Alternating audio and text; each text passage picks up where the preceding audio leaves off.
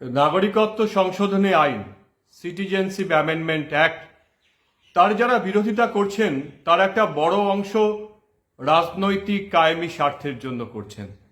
তারা চান পূর্ব বাংলা থেকে আসা হিন্দু উদ্বাস্তুরা যেন কখনো মাথা উঁচু করে না বাঁচতে পারে। তারা চান তারা যেন রাজনৈতিক নেতাদের পদলেহন করে এবং অসৎ পুলিশের যারা কর্মচারী এবং অনেক ক্ষেত্রে আধিকারিক তাদের পায়ে মাথা ঠুকেই সারাটা জীবন কাটান।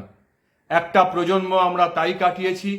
আজকে সিটিজেনশিপ অ্যামেন্ডমেন্ট অ্যাক্ট আমাদের মাথা তোলার সুযোগ দিয়েছে, আর তারই জন্যেই এই কায়েমি স্বার্থপর রাজনৈতিক দল এবং চক্র তার বিরোধিতা করছে। একটি উদাহরণ আমাদের চোখের সব রকম ঢুলি খুলে দেবে। গত 31শে জানুয়ারি আউশ গ্রামের দুলালচন্দ্র শীল আর স্বপ্না শীল, দুই প্রৌঢ়া, তাদেরকে গ্রেপ্তার করে এখন তারা বর্ধমানের কারাগারে আছে। গ্রেপ্তার করেছেন ডিআইবি পূর্ব বর্ধমানের মাননীয় এসআই জুলফিকার আলী সাহেব। জুলফিকার আলী সাহেব তার যে টাইপ করা কমপ্লেন তাতে লিখেছেন যে এরা কক্সবাজারের বাসিন্দা, এরা অবৈধভাবে ভারতবর্ষে আছেন এবং তার জন্য তারা এখনো জেলে আছেন। 4 মাস হয়ে গেছে, তার চার্জশিট আদালতে জমা পড়েনি এবং জানি না ভারতীয় দণ্ডবিধির কি আইনে এত কড়া শাস্তি যে তাদের পরিবারের সদস্যদের সঙ্গেও তাদের দেখা করার সুযোগ নেই। অনেক টিভি শোতে গিয়ে যারা সিএএ বিরোধী তারা অনেকে ডিটেনশন ক্যাম্পের গল্প শোনাচ্ছিলেন। ডিটেনশন ক্যাম্প তারা কেউ দেখেননি। আপনারা বর্ধমানের জেলে গিয়ে দুলাল কান্তি শীল আর স্বপ্না শীলকে দেখে আসুন যে তারা কি এমন অপরাধ করেছেন যে হিন্দু বাংলাভাষী তাদেরকে পশ্চিমবাংলার পুলিশ এত কষ্ট দিয়ে জেলের মধ্যে রেখেছেন। কি কারণের জন্য বলা প্রয়োজন। দুলালচন্দ্র শীলের পশ্চিমবাংলার ভোটার কার্ড আছেন, ভারতবর্ষের আধার কার্ড আছে, ভারতীয় পাসপোর্ট আছে, প্যান কার্ড আছে, তিনি জমি কিনেছেন, জমির দলিল আছে, গুসকরা পৌরসভার তার সেখানকার থাকার জন্যে রেসিডেন্সিয়াল সার্টিফিকেট আছে। তারপরেও মাননীয় এসআই জুলফিকার আলী সাহেবের করা কমপ্লেন্টের ভিত্তিতে তারা 4 মাস ধরে কারা অন্তরালে আছেন। কদিন আগে আমি একটি নামকরা সংবাদ মাধ্যমের বৈদ্যুতিন মাধ্যমের একটা টক শোতে গেছিলাম। যিনি সাংবাদিক ছিলেন তারও অনেক নাম ডাক। তিনি বললেন যে মাননীয় মুখ্যমন্ত্রী বলেছেন এরা তো ভারতবর্ষের নাগরিক, তাদের আবার নতুন করে কি লাগবে। আমি মাননীয় মুখ্যমন্ত্রীর কাছে করজোড়ে নিবেদন করছি যে দুলাল কান্তি শীল, স্বপ্না শীল তো ভারতবর্ষের নাগরিক। আপনার পশ্চিমবাংলার পুলিশ তাদের 4 মাস ধরে এই নিদারুণ কষ্ট দিচ্ছেন কেন? তারা অনেক কষ্ট সহ্য করে এখানে এসেছেন। আমি যদি এসআই জুলফিকার আলী সাহেবের কথা বিশ্বাস করি যে তারা কক্সবাজার থেকে এসছেন, কক্সবাজার থেকে এখানে তারা 2 টাকা কেজি চাল খাওয়ার জন্য আসেননি। তারা ধর্মীয় কারণে অত্যাচারিত হয়ে এসেছেন। তাদের যদি ফেরত পাঠান তাহলে সেখানকার এই নেকড়েরা তাদেরকে চিড়ে খাবে। এই সাধারণ বিষয়টা, এই মানবিক বিষয়টা আপনারা বোঝেন না, আর তার জন্যে আপনারা সিএএ সিটিজেনশিপ অ্যামেন্ডমেন্ট অ্যাক্টের বিরোধিতা করছেন। কদিন আগে একটা নাটক এখানে হয়েছিল, আমরা অন্য কোথাও যাব না। যারা করেছিলেন তারা দেউচি পাচামির যে কয়লা খনির তার কিছুটা সুবিধা পেয়েছেন বা অন্যান্য পুরস্কার পেয়েছেন। তারা তথাকথিত স্বনামধন্য শিল্পী, আমাদের মুখ। তাদের কাছে আমার প্রশ্ন যে আপনারা তো অন্য কোথাও যাবেন না, কিন্তু দুলাল কান্তি শীল, স্বপ্না শীল যিনি বর্ধমানের জেলে আছেন, তারা কোথায় যাবেন?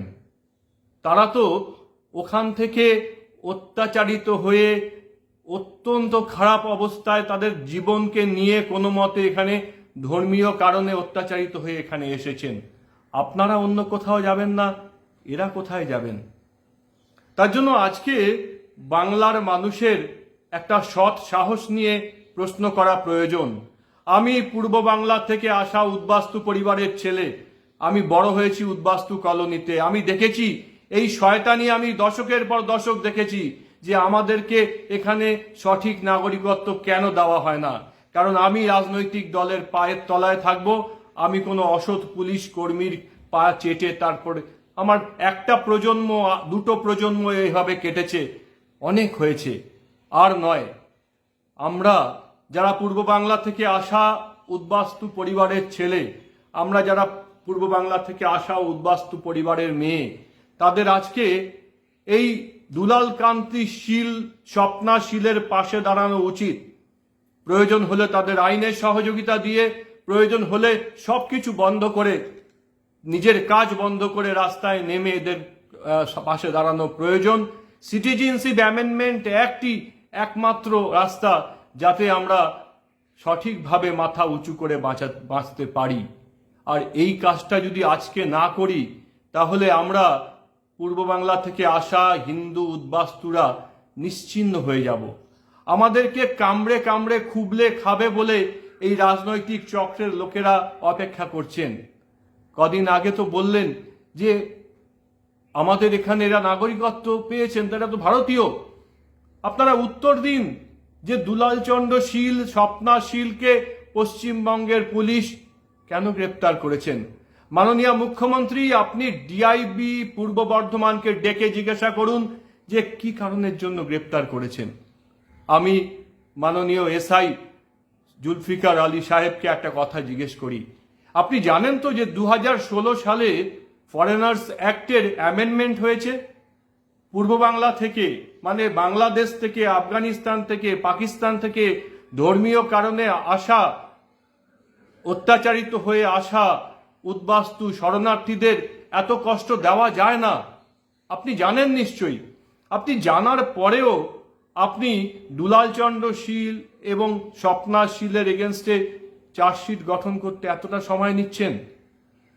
মাননীয় জুলফিকার আলী সাহেব, ভারতবর্ষের আইন পশ্চিম বাংলার জন্য এক আর সারা ভারতবর্ষের জন্য আলাদা, এটা হতে পারে না। ওরা অনেক কষ্ট সহ্য করে, অনেক দুঃখ পেয়ে, যদি আপনার কথাটা মেনেই নি, আপনি যে কথা লিখেছেন আপনার টাইপ করা এফআইআরে, পূর্ব বাংলা থেকে যদি কেউ এখানে আসেন তাহলে তারা অনেক কষ্ট সহ্য করে এসছেন, তারা অনেক দুঃখ দেখে এখানে এসেছেন। তাদের দুঃখ না বাড়িয়ে তাদেরকে একটু শান্তিতে থাকতে দিন।